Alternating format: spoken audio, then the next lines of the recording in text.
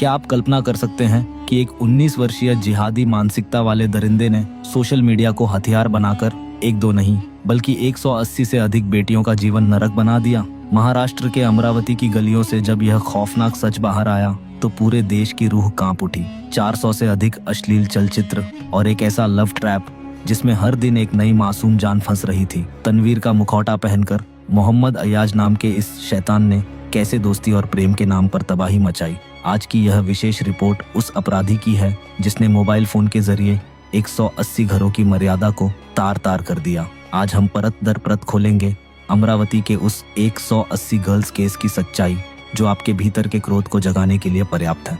अमरावती का वह क्षेत्र जो अपनी शांति के लिए जाना जाता था आज एक ऐसी घृणित घटना का केंद्र बन चुका है जिसने न केवल महाराष्ट्र बल्कि पूरे भारत को झकझोर कर रख दिया है। ये कहानी किसी एक लड़की की नहीं है, ये उन 180 मासूमों की है जिनके सपनों को एक सोची समझी साजिश के तहत कुचल दिया गया।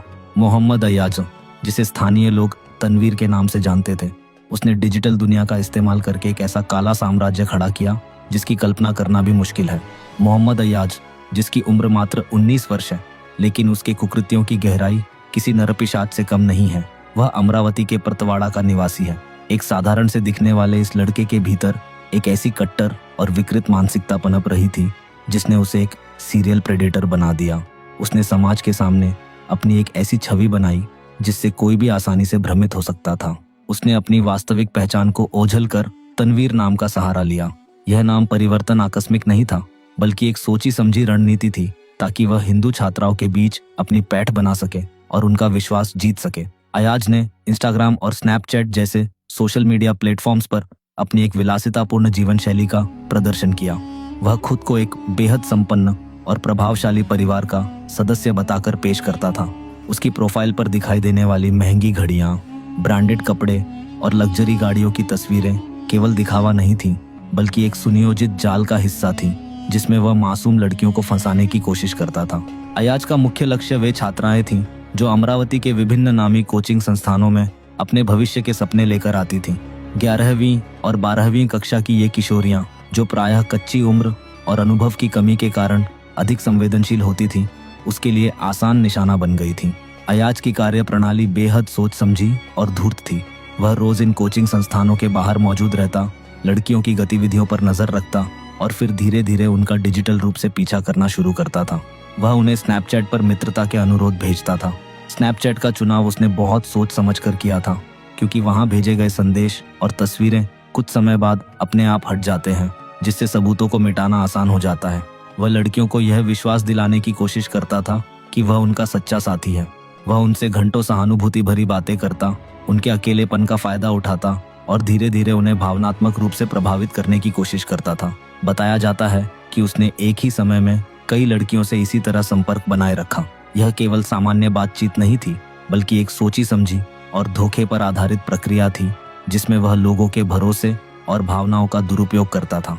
जब लड़कियां अयाज पर पूरी तरह भरोसा करने लगती थीं, तो वह उन्हें घूमने और बेहतर जीवन के सपने दिखाकर मुंबई और पुणे जैसे बड़े शहरों में ले जाने का प्रस्ताव देता था। वह उन्हें यह विश्वास दिलाता था कि वहां उनका एक उज्जवल भविष्य इंतजार कर रहा है। जांच में यह सामने आया कि इन महानगरों में उसने पहले से ही कुछ स्थानों और होटल कमरों की व्यवस्था कर रखी थी। वहां ले जाकर वह उन लड़कियों के साथ गंभीर अपराध करता था। इसके साथ ही उसने गुप्त कैमरों का उपयोग कर उनकी निजी गतिविधियों को रिकॉर्ड करने का भी प्रयास किया। पुलिस की जांच में उसके मोबाइल और डिजिटल डिवाइस से कई आपत्तिजनक वीडियो और सामग्री बरामद हुई जो इस पूरे नेटवर्क की गंभीरता को दर्शाते हैं। बताया जाता है कि वह इन रिकॉर्डिंग्स का उपयोग पीड़ितों को डराने और नियंत्रित करने के लिए करता था ताकि वे उसके खिलाफ आवाज न उठा सकें या उससे दूर न जा सकें। पाप का घड़ा आखिरकार अप्रैल 2026 के दूसरे सप्ताह में भर गया जब एक साहसी छात्रा ने समाज के भय को त्याग कर पुलिस के पास जाने का निर्णय लिया। तब इस विशाल षड्यंत्र की परतें खुलना आरंभ हुई। 11 अप्रैल को जब अमरावती पुलिस ने अयाज को बंदी बनाया तो उन्हें आभास भी नहीं था कि वे किस स्तर के अपराधी से रूबरू हैं। अयाज के साथ उसका मुख्य सहयोगी उजेर खान भी गिरफ्तार किया गया। इन आरोपियों के मोबाइल से बरामद डेटा ने पूरे प्रशासन को झकझोर कर रख दिया।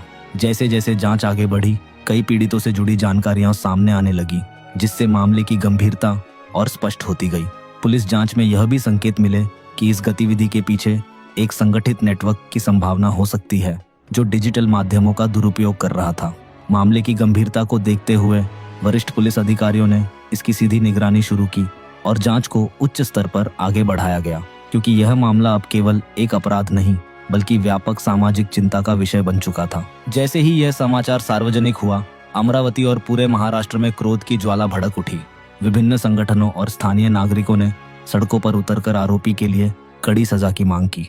स्थिति की संवेदनशीलता को देखते हुए प्रशासन ने भी अभूतपूर्व कठोरता प्रदर्शित की। 15 अप्रैल 2026 को वह दृश्य सामने आया जिसने अपराधियों के हृदय में भय उत्पन्न कर दिया। अमरावती प्रशासन ने भारी पुलिस बल की उपस्थिति में अयाज के प्रतवाद्धा स्थित अवैध आवास पर बुलडोजर चला दिया। यह कार्रवाई केवल एक भवन का ध्वस्तीकरण नहीं था, बल्कि यह उस विकृत मानसिकता का विनाश था जिसने 180 परिवारों की प्रतिष्ठा को धूल में मिलाया था। बुलडोजर की उस गर्जना ने यह संदेश दिया कि जो लोग कानून को अपनी जागीर समझते हैं और बेटियों की मर्यादा से खेलते हैं, उनका अंत इसी प्रकार होगा। यद्यपि घर गिराना एक सांकेतिक कार्रवाई है, किंतु पीड़ितों के मन पर लगे घावों को भरने के लिए अभी लंबी कानूनी प्रक्रिया बाकी है। इस घटना ने हमारे सामने कई गंभीर सवाल खड़े कर दिए हैं। आखिर एक 19 साल का युवक इतना बड़ा अपराध जाल कैसे खड़ा कर सका? हमारी सुरक्षा व्यवस्था और सामाजिक जागरूकता में कहाँ कमी रह गई? अमरावती का यह मामला केवल एक अपराध नहीं बल्कि समाज के लिए एक चेतावनी है। डिजिटल युग में सोशल मीडिया जैसे स्नैपचैट और इंस्टाग्राम, जहां डिसअपीयरिंग मैसेज जैसी सुविधाएं हैं, उनका गलत इस्तेमाल भी हो सकता है। हमें अपनी बेटियों को सिर्फ पढ़ाई ही नहीं बल्कि डिजिटल सुरक्षा और सतर्कता भी सिखानी होगी। उन्हें यह समझाना जरूरी है कि ऑनलाइन दुनिया में हर व्यक्ति वैसा नहीं होता जैसा वह दिखता है। घर का माहौल ऐसा होना चाहिए कि बच्चे बिना डर के अपनी हर बात माता पिता से साझा कर सकें। जागरूकता, संवाद और सतर्कता ही ऐसे खतरों से बचाव का सबसे मजबूत तरीका है। अमरावती का यह 180 गर्ल्स केस अब एक ऐसी घटना बन चुका है जिसे समाज लंबे समय तक याद रखेगा। आरोपी आज कानून की गिरफ्त में है, लेकिन जिन पीड़ितों ने यह सब सहा, उनकी मानसिक पीड़ा को खत्म होने में समय लगेगा। फाइनल स्टेटमेंट पर हमारी यह रिपोर्ट उन सभी पीड़ितों के प्रति संवेदना व्यक्त करती है जिन्होंने इस कठिन दौर का सामना किया। न्याय की यह लड़ाई अभी जारी है और इसका अंत तभी होगा जब अदालत द्वारा दोषियों को उचित सजा दी जाएगी, जो भविष्य के लिए एक कड़ा संदेश बने। हमें जागरूक और सतर्क रहने की आवश्यकता है। छोटी सी लापरवाही भी ऐसे अपराधों को बढ़ावा दे सकती है। अगर आपके आसपास कोई संदिग्ध गतिविधि दिखाई दे तो चुप न रहें। आपकी आवाज ही सबसे बड़ी सुरक्षा बन सकती है। देखते रहिए, क्योंकि सच को सामने लाना और अन्याय के खिलाफ खड़े होना ही हमारा संकल्प है। जय हिंद, जय भारत।